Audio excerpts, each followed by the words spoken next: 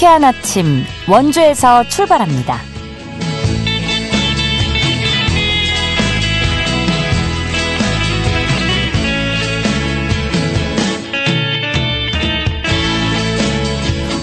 여러분 안녕하십니까? 4월 9일 수요일 KBS 원주방송국에서 보내드리는 상쾌한 아침 원주에서 출발합니다.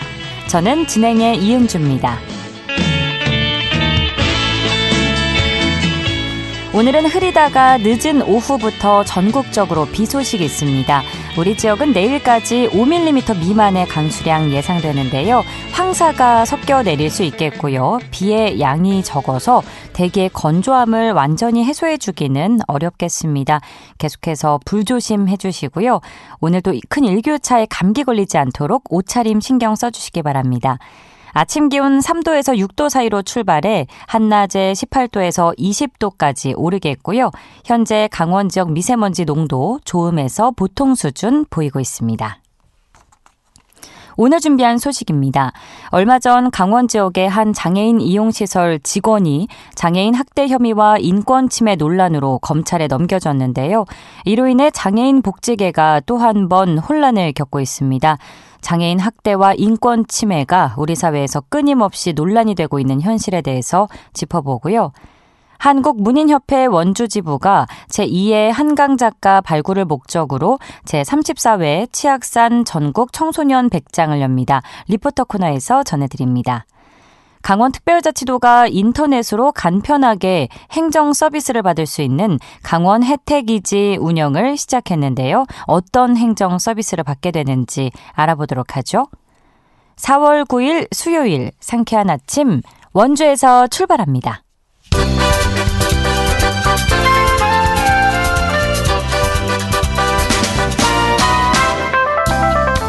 오늘의 뉴스입니다. 원주경찰서가 시민과 함께하는 교통안전시설 현장 출동 시스템을 구축합니다. 이번 사업은 게시물의 QR코드를 스마트폰으로 사진 촬영하는 것만으로 신속한 교통시설 개선 제안을 할 수 있도록 하는 프로젝트인데요. 경찰은 원주시 관내 버스 정보 시스템 모니터 294개소와 원주시 5개 대형 전광판 5개소에서 프로젝트를 홍보할 계획입니다. 영월군 보건소는 오는 14일에서 24일 재가 암 환자와 가족들을 위한 힐링 프로그램을 운영합니다. 이번 프로그램에서는 강원 지역 암센터와 연계해 요리와 원예, 운동, 제빵 등 서로 즐겁게 소통할 수 있는 기회를 제공합니다. 암 환자와 가족은 누구나 참여할 수 있으며 희망자는 11일까지 보건소 방문 보건팀으로 신청하면 됩니다. 평창군이 청년, 신혼부부 등 주거 취약계층의 주거 안정을 위한 행복주택 예비 입주자 30세대를 모집합니다. 공공주택 특별법에 따라 기본 거주기간은 2년이며 입주자 유형에 따라서 청년과 신혼부부 10년, 주거급여 수급자는 최대 20년까지 거주가 가능합니다. 신청기간은 14일부터 18일까지며 접수는 평창군청 도시과 주택팀을 직접 방문해 신청해야 합니다. 오늘의 뉴스였습니다.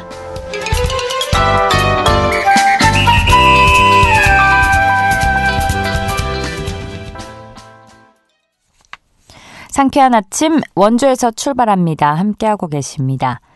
얼마 전 강원 영동 지역의 한 장애인 이용시설에서 불거진 장애인 학대 혐의와 인권 침해 논란의 중심에 있는 직원이 검찰에 넘겨졌는데 이처럼 장애인들의 학대와 인권 침해가 우리 사회에서 끊임없이 논란이 되고 있습니다. 관련 내용 상지대학교 사회복지학과 박명숙 교수와 짚어보도록 하죠. 교수님 안녕하십니까? 네, 안녕하세요. 네. 이 장애인에게 고성을 지르고 나무막대기로 때렸다면서 정신적, 신체적 학대 혐의로 강원 영동 지역 장애인 이용시설의 직원 A씨가 고발됐었죠. 경찰은 A씨를 장애인 복지법을 위반한 것으로 보고 검찰에 송치했는데 이번 사건에서 장애인 학대 범위에 대해서 설명을 해주실까요? 네, 먼저 장애인들의 인권을 보호하는 것이 가장 중요한 장애인 시설에서 이런 장애인 학대 문제가 발생한 거에 대해서 굉장히 안타깝고요. 사실 우리 사회는 이제 장애인을 포함해서 아동이나 노인 등 자신에 대한 보호 능력이 굉장히 제한적인 사회 구성원들에 대한 보호의 책임이 있습니다. 그런 의미에서 사실 이 장애인들을 학대로부터 보호하는 것은 매우 중요한 이제 우리의 사회적 책임이고요. 사실 학대의 개념은 뭐 넓은 의미에서는 장애인들이 건강하고 안전한 삶에 방해가 되는 모든 상황을 우리가 다 학대라고 볼 수 있고요. 네. 협의적 의미 또는 이제 장애인들이 의도적으로 해를 가하는 행위라고 할 수가 있죠. 근데 이 장애인 학대 이제 범주는 우리가 뭐 신체적 학대, 정서적 학대, 성학대, 방임 등을 분류를 하는데 이번 사건의 경우에는 그 도구를 사용한 물리적 폭력이기 때문에 장애인에 대한 신체적 학대에 해당이 되고요. 피임 시술 권유 같은 것은 장애인의 성적 권리 또는 이제 모성과 부성권을 침해한 것으로 역시 심각한 우리 학대 행위라고 볼 수가 있습니다. 그래서 이러한 행위들은 장애인복지법이나 장애인차별금지법 등에서 모두 명백한 학대 행위로 규정되고 있는 행위들입니다. 참 우리 사회가 지켜줘야 할 사회적 약자인 장애인들을 오히려 시설 직원이 학대와 인권 침해를 가했다고 하니까 참 답답하기만 한데요. 그런데 수면 위로 드러나지 않은 학대와 인권 침해 논란까지 더하면 얼마나 많은 문제가 일어나고 있을지 가늠이 잘 되지 않습니다. 네, 그렇죠. 실제로 사실 모든 학대의 경우에 수면 위로 드러나는 것은 매우 제한적이고 빙산의 일각이라고 할 수가 있어요. 그러니까 특히 장애인 학대 같은 경우는 그 특성상 이제 더욱 드러나기가 어렵고요. 사실 시설에서 생활하는 장애인들의 경우에는 계속 그 시설에서 이제 살아야 되는 상황에서 학대 상황을 외부에 알리는 것이 쉽지 않습니다. 그리고 장애 유형에 따라 물론 다르긴 하겠지만 학대 행위에 대한 이제 그 인지도나 민감도도 좀 낮을 수가 있고요. 그리고 시설에서 생활하는 경우에는 부모나 보호자들이 매일 만나서 직접 뭐 그 상황을 확인할 수 있는 것도 아닌 것이잖아요. 그래서 그렇기 때문에 사실은 우리가 그 장애인 학대에 대한 위험성을 우리 사회가 좀 더 인식하고 그걸 적극적으로 조기에 발견하고 예방할 수 있는 어떤 사회적 안전망을 구축하는 노력이 더 중요한 부분이죠. 제2, 제3의 장애인 피해자가 발생하지 않게 하기 위해서 말씀하신 그리고 조기 발견 해내기 위해서 정부 차원의 대책을 같이 고민해봐야 할 때가 바로 지금이 아닐까 싶은데 장애인들 스스로가 좀 자신을 보호할 수 있는 방법들을 알려주신다면요? 네, 뭐 사실 장애인 그 학대를 예방하기 위한 노력은 뭐 개인적으로 장애인들이 스스로 자신을 보호하는 것만으로는 이제 한계가 있지만 그래도 우리가 장애인들이 스스로 자신을 보호할 수 있는 능력을 좀 키워주기 위해서 여러 가지 다양한 그 교육들을 하고 있어요. 그래서 장애 유형 맞춤별 어떤 교육 같은 것을 제공하는 것이 굉장히 중요하고 그러려면 장애인들의 특성에 맞는 교육이 가능한 교육 매뉴얼이라든가 교육 도구 이런 것들 개발되지 굉장히 중요하겠죠. 그리고 이제 부모나 보호자, 뭐 실무자들에 대한 이런 교육도 굉장히 중요하다고 보여지는데 금방 말씀드린 것처럼 결국 이러한 장애인 학대에 대한 대응 방안이나 예방 노력은 개인적 차원에서 가능한 것이 아니라는 점에서 여러 관련 기관들의 어떤 협업이라든가 전문 인력의 확보라든가 또 정부의 적극적인 예산 지원이나 뭐 이런 것들이 다 같이 가야 되는 그런 문제라고 보는 것이 더 맞을 것 같습니다. 네, 물론 장애인 스스로도 좀 교육이 필요하고 장애인뿐만 아니라 장애인을 둔 가족들이 다 함께 노력을 해야 되지만 여기서 더 나아가서 사회적 차원에서 제도적 차원에서 다 함께 노력을 해줘야 한다는 말씀이시죠? 네. 예. 그런데 피해자가 받는 고통에 비해서 이제 가해자의 처벌이 너무 약하다 이런 이야기가 많습니다. 그렇기 때문에 이런 현상이 되풀이되는 거 아니냐 이런 부분은 또 어떻게 짚어봐야 될까요? 사실 이제 당연히 우리가 장애인 학대에 대한 처벌을 강화해서 그 장애인 학대의 심각성을 우리 사회가 좀 인식하고 그다음에 재발을 방지하고 예방을 하기 위한 뭐 여러 가지 처벌 조항이라든가 관련 법률 제도를 정비하는 거 매우 중요하죠. 그리고 실제로 이 학대와 장애인 학대 관련해서 현행 여러 가지 그 처벌 규정이나 이런 것들은 좀 우리가 조금 다시 정리해야 될 필요가 있는데 저는 이제 이런 처벌을 강화하는 것도 물론 중요하지만 더 중요한 것은 그 학대 상황이 발생했을 때 이것에 대해 정확하게 확인하고 그 상황을 좀 그 파악할 수 있는 체계적인 조사가 이루어지는 시스템도 굉장히 중요하다고 생각해요. 사실 최근에 이제 학대에 대한 민감도가 높아지면서 장애인 복지 현장에서 그 장애인 관련 학대 신고들이 많아지고 있어요. 그것은 이제 학대에 대한 민감도가 높아진 것은 굉장히 이제 바람직한 현상이고 조기에 발견할 수 있다는 점에서도 굉장히 긍정적이지만 어떤 경우에는 이 조사나 이런 것이 정확하게 이루어지지 않음으로써 오히려 정말 그 장애 복지를 위해서 이렇게 애쓰신 선생님들이 또 정확하지 않는 조사로 인해서 피해를 받는 경우가 많이 생겨요. 네네. 그래서 오히려 이 문제 상황이 발생했을 때 또 이게 학대가 되지 않을까 싶어서 그냥 문제 상황에서 그 개입하는 것 자체를 주저하는 경우가 실제로 많고 있거든요. 예. 다시 말하면 장애인 학대를 예방하기 위한 노력이 장애인을 오히려 방임하는 유발 요인이 될 수 있다.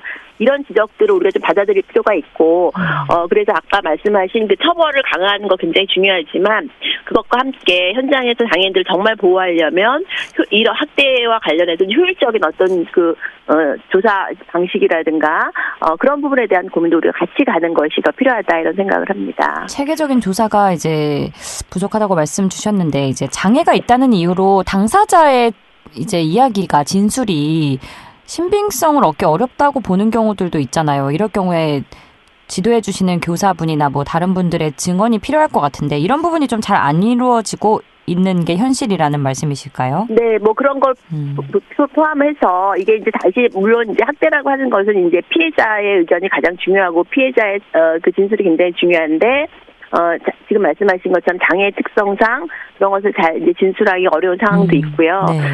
또 이제 그 사회복지 현장 자체가 또 이제 그런 것들을 막 뭐랄까요, 설명할 수 없는 여러 가지 현장의 여러 있죠. 특성들이 있죠. 예, 그래서 예. 그런 것들을 우리가 좀 반영할 수 있어야 될 것 같아요. 근데 현재는 뭐 장애인 진술 조력인이라는 제도도 있고 해서 여러 가지 장애인들이 진술을 잘할 수 있도록 하기 위한 여러 가지 또 그런 노력들을 사회에서 이제 하고 있는 부분은 있습니다. 네.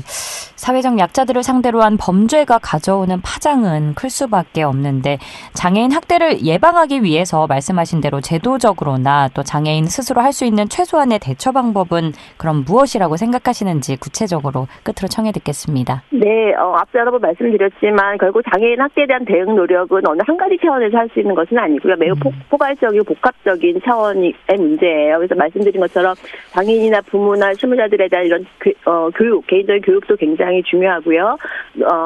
또 뭐 사회적인 어떤 인식을 강화하기 위한 여러 가지 노력들, 아까 말씀하신 법률적인 규정들 다 굉장히 중요합니다. 근데 이제 그것과에 더해서 이 학대가 발생해서 효과적으로 개입할 수 있는 관련 기관들의 연계적인 업무 체계가 사실 굉장히 중요해요. 예를 들면 장애 아동이 학대를 받을 경우 현재 아동보호 체계인 아동보호 전문기관과 장애인 학대를 관여하는 장애인 권익 옹호기관이 같이 이제 관여하게 되는데 사실 장애 아동 학대의 경우에 이 사례가 발생하면 장애인 권익 옹호기관에서는 우리는 성인 장애인을 중심으로 하니까 이건 아동보호 전문기관에서 가져가세요라고 하고 아동보호 전문기관은 우리는 일반 아동을 하지만 비장애 아동을 중심으로 하기 때문에 장애 아동은 우리가 하기 어렵습니다 하면서 양쪽 그 두 기관 사이에서 픽복 현상이 일어나요. 그러는 사이에서 이제 그 장애 아동들이 그 사각지대에 놓이는 거죠. 아이고, 네. 근데 이거는 사실 또 이 두 기관들이 전부 다 그 굉장히 열악한 인력과 예산과 한계 상황에서 거의 뭐 그 야근과 그런 것들을 이제 매일 하시면서 일을 하시는 상황이에요. 예, 그런 상황에서 이 업무를 계속 갖고 오는 건 쉽지 않기 때문에 저는 앞으로 이제 이런 장애인들의 인권 보호나 적절한 보호를 위해서는 국가가 이런 예산이나 인력이나 이런 것들을 확대해서 제대로 일할 수 있는 현장을 만들어주지 않으면 계속 이런 문제가 발생할 수 있기 때문에 그런 점에서 좀 효과적인 대응과 예방을 위한 국가의 적극적인 그 노력을 다시 한번 부탁드립니다. 네, 예산과 인력 문제 말씀 주셨네요. 오늘 말씀은 여기까지 듣겠습니다. 고맙습니다. 네, 감사합니다. 상지대학교 사회복지학과 박명숙 교수였습니다.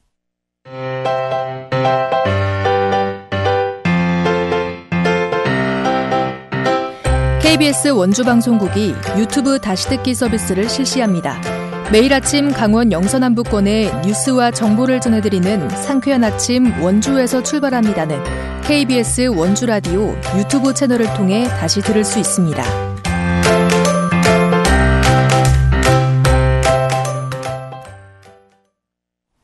(8시 46분입니다) 문학의 꿈을 가진 청소년들이 뜻을 펼칠 수 있는 기회, 제34회 치악산 전국 청소년 100일장이 청소년 문학 꿈나무들을 기다리고 있는데요.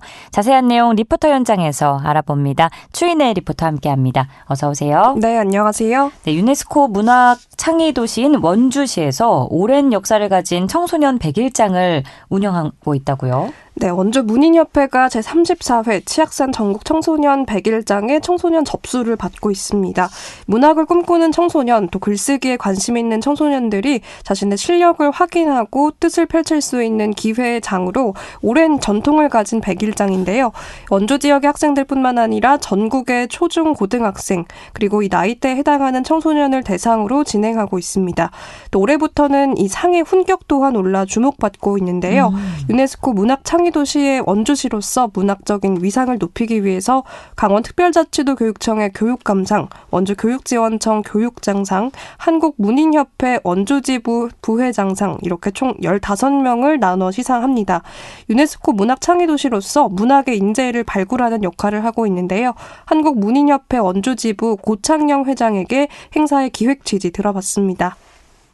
요즘 굉장히 왜 그 짧게 글도 짧은 거 보고 뭐 영통역사도 짧은 거 보고 막 이렇게 그런 거만 하죠. 챗GPT에다 집어넣으면 뭐 작가가 다 될 것 같기도 하지만 사실은 가장 진솔한 나의 경험, 가장 진솔한 나의 생각 그런 것들을 글로 담는 게 제일 훌륭한 일일 것 같고요.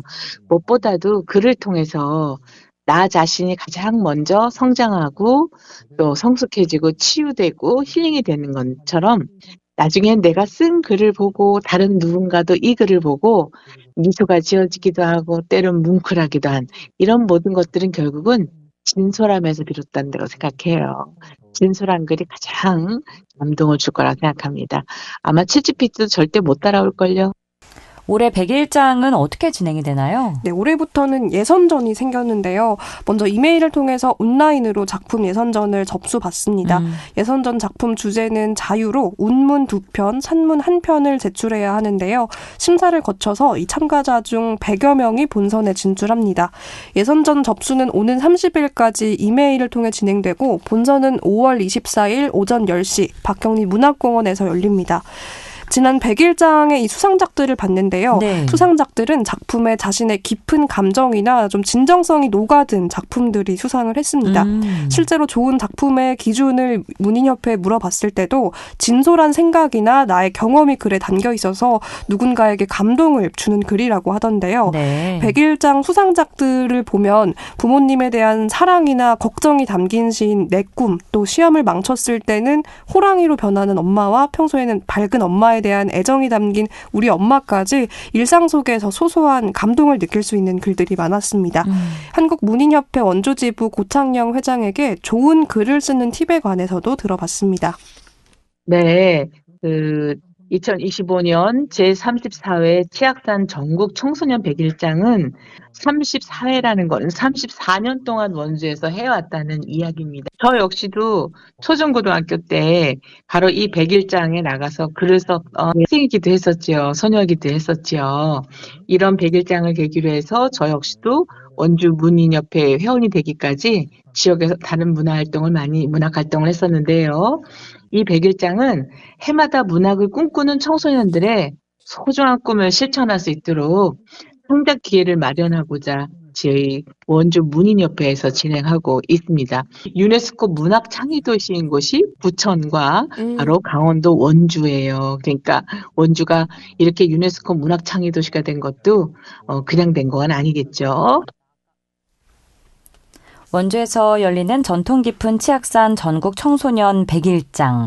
글쓰기에 관심 있는 많은 학생들이 참여하면 좋을 것 같은데 자세한 정보는 어떻게 확인할 수 있을까요? 네, 원주 문협 공식 카페에서 확인하거나 포털 사이트에 제34회 치악산 전국 청소년 백일장을 검색하면 또 자세한 내용을 확인하실 수 있습니다. 네, 오늘 소식도 고맙습니다. 추인의 리포터였습니다. 네, 감사합니다.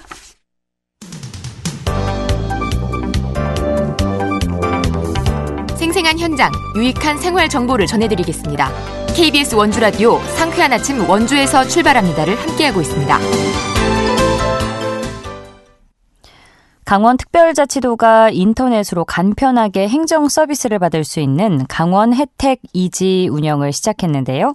어떤 행정 서비스를 받게 되는지 강원특별자치도 정보화 정책과 타견미 과장에게 자세히 들어보겠습니다. 과장님, 안녕하십니까? 네, 안녕하세요. 네, 반갑습니다. 그동안 각종 수당과 지원금 신청을 하려면 이제 해당 시군 행정기관을 방문해야 하는 번거로움이 있었는데 강원 혜택 이지라는 사이트 접속만으로 행정 서비스 혜택을 받을 수 있게 됐다고요. 네. 저희 그 강원 혜택기지 사이트는 웹사이트로 구축된 신원 인증 서비스입니다. 그래서 네이버 또는 다음 같은 포털 검색 사이트에서 강원 혜택기지라고 입력하시면 강원 혜택기지 웹사이트에 접속할 수 있습니다. 회원 가입하시면 기간 방문 없이 강원 혜택기지 사이트에서 행정 서비스 혜택을 받으실 수 있습니다. 회원 가입만 하면 되는 건가요? 네, 맞습니다. 그 회원 가입을 하게 되면 바로 강원 도민증 발급을 자동으로 받으실 수 있습니다. 그렇군요. 그럼 강원 혜택기지에서 이용 가능한 서비스에는 어떤 것들이 있는지 궁금하고요. 또 뭐 특정 구비 서류는 그럼 따로 제출하지 않아도 되는지 여쭤보고 싶어요. 네, 맞습니다. 현재 그 이용 가능한 서비스는 강원자치도에서 지금 지원하고 있는 강원 육아수당 지원하고요. 춘천시 초등학교 입학 축하금 지원 서비스가 현재 가능하고요. 네. 이제 4월 말에는 청년 근로자 복리후생 지원 서비스를 비롯해서 올해 12종의 혜택 서비스를 지급 시기에 맞춰서 오픈할 예정입니다. 그래서 말씀하신 것처럼 구비 서류는 그 행정안전부의 공공 마이데이터에서 제공하는 정보를 활용하기 때문에 구비 서류는 따로 제출하지 않으셔도 되고요. 다만 그 통장 사본 같은 그 외의 서류는 핸드폰으로 사진 찍어서 첨부시키시기만 하시면 언제 어디서나 쉽게 온라인으로 신청 가능하십니다. 굉장히 간편한 이용할 수 있는 서비스네요. 간편하게. 그런데 네, 맞아요. 네, 그런데 젊은 층이야 뭐 온라인 서비스에 대한 접근이 비교적 용이하지만 어르신들이나 장애인분들 같은 사회적 약자의 경우에는 접근이 쉽지 않아서 혜택을 받기가 불편한 부분이 있지 않을까 우려가 되는데 이런 접근성의 한계를 좀 어떻게 해소할 계획이신지도 설명 부탁드립니다. 네, 그렇습니다. 그 어르신들이나 장애인분들 사용하시기에 편리하도록 디지털 정보 접근성을 좀 강화했고요. 그 혹시 신분증을 가져가지 않으셔서 공공시설 할인 혜택을 놓치신 경우가 많이 있으셨을 텐데요. 네. 네, 저희가 이번에 그 문화체육 관광 공공시설 이용 시에 신분증 없이도 강원 혜택기지 회원 그래서 바로 그 발급받은 강원 도민증을 가지고 각종 신원 확인이 가능하기 때문에 할인 혜택을 바로 받으실 수도 있습니다. 네, 설명해 주시는 걸 들을수록 이제 간편한 만큼 개인정보가 유출되지 않을까 이런 우려도 좀 있거든요. 요즘 특히나 민감한 부분인데 물론 강원 혜택 이지 서비스를 시행함으로써 긍정적인 측면이 있겠지만 이런 일각의 우려의 목소리에 대해서는 좀 어떻게 보완을 해나갈 계획이실까요? 네. 강원 혜택 이지는 행정안전부의 공공 마이데이터를 활용한 서비스입니다. 그래서 그 회원 정보의 위변조 또 유출 방지를 위해서 데이터는 암호화 처리를 했고요. 특별히 그 보안 기술을 적용해서 안전하게 관리하고 있습니다. 그러면 우려를 하지 않아도 된다는 말씀으로 이해해도 될까요? 네, 맞습니다. 네. 강원도 18개 시군 어디에서나 디지털 행정 서비스 혜택을 받을 수 있어야 또 도민들의 만족도가 높아질 텐데 이 디지털 행정 서비스 도입 확대는 언제까지 좀 구축이 완료될 예정인지 여쭙고 싶고요. 또 강원 혜택이지 행정 서비스를 통해서 기대하는 효과에 대해서도 말씀 부탁드립니다. 네, 그 강원 혜택이지는 올해 이제 12개 혜택 서비스를 제공할 거고 이후에도 18개 시군별로 추진하고 있는 그 혜택 서비스를 지속적으로 추가해서 그 도입 확대를 계속해서 해 나갈 계획입니다. 그리고 공공시설 간편 인증 서비스도 그 대상 공공시설을 지금 계속 확대해 나갈 계획이고요. 또 아울러서 도내 근로자가 강원 혜택이지에 회원 가입을 하게 되면은 그 근로자 회원증이 발급되는데요. 그 기업복지 서비스 제휴기간 할인도 간편하게 신분증 지참 없이 받으실 수 있습니다. 이것은 이제 도민들의 편의성 향상뿐만 아니라 복지 서비스의 그 접근성을 개선한 효과가 분명히 있고요. 행정 효율성도 증가될 것으로 기대하고 있습니다. 네. 추가적으로 한 가지만 더 여쭤보자면 앞서 이제 뭐 육아수당, 입학 축하 지원금, 뭐 청년 관련 지원금 이런 거 말씀을 해주셨는데 이게 연령대별로 굉장히 세분화해 놓은 것 같거든요. 이런 부분은 이 사이트에서 쉽게 확인을 할 수 있는 건가요? 네네. 이제 지금 말씀하신 것처럼 각각의 서비스가 지급되는 시기, 서비스가 이제 시작되는 시기에 맞춰서 그 서비스를 이 사이트에 올려놓게 됩니다. 그러면 언제든지 들어가셔서 확인하실 수가 있습니다. 네, 알겠습니다. 많은 분들이 혜택을 누리셨으면 좋겠네요. 앞으로도 많이 애써주시고요. 오늘 말씀 고맙습니다. 네, 감사합니다. 강원특별자치도 정보화 정책과 타견미 과장이었습니다. 4월 9일 수요일에 전해드린 상쾌한 아침 원주에서 출발합니다. 오늘 순서는 여기까지입니다. 저는 내일 아침 8시 30분에 다시 찾아뵙죠. 지금까지 기술 조원재, 구성 정유리, 진행의 이은주였습니다. 여러분 좋은 하루 보내세요.